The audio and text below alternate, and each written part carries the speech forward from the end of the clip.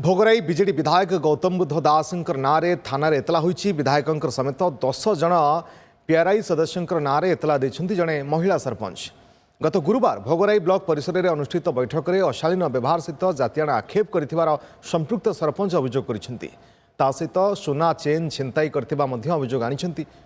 तांको कहबा कथा जे विधायक अध्यक्षतार बसला बैठक जोठी भोगराई वीडियो एवं पंचायत समिति अध्यक्ष एवं अन्यान्य अधिकारी उपस्थित थिले।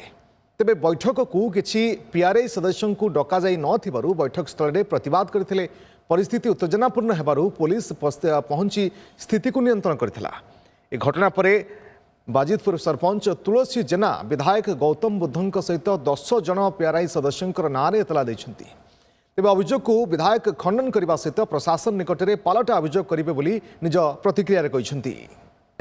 पचारू मीटिंग कौन डाकाई से कहले रिव्यू मीटिंग पाई डकाई आम कहले चिठी पत्र किसी तो है जदि चिठी पत्र होती तो समस्ते कहीं आसीना किसी लोक दलीय कर्मी माने भी थिले से झगड़ा मु काम जाइली जीवक से देखिली जे समस्ते से मीटिंग जाइछंती कि मीटिंग होची बोली मु विधायक महोदय व्यवहार मत भल लगिलानी जो भाया सी चा फोपाड़े जो भाया जमी लगे आम मुह को फोपाड़े आउ कि दुर्व्यवहार कथबार्ता मुझे डाकई मीटिंग जी एफआईआर आमर दिखाई डेवलपमेंट काम जेहेतु आमर पीआरआई मेंबर्स संख्या आज भी बिजु जनता दल में आमर सरपंच पीएस मेंबर्स अच्छा 6 ରୁ 5 जिला परिषद आमर अच्छा तेणु अधिकांश जगह उन्नयनमूलक कार्य से जरिया मुझे करुँची आटा सहुनी से विभिन्न जगह जोर जबरदस्त करने चेष्टा कर अराजकता सृष्टि करने चेष्टा कर टेरोराइज करने चेष्टा कर गणतंत्र को हत्या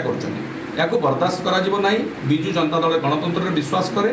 बिजु जनता दल शांतिपूर्ण भाव में काम विश्वास करे। जो मैंने अड़ा कर विरुद्ध दृढ़ कार्यानुष्ठान ग्रहण करने प्रशासन को कह।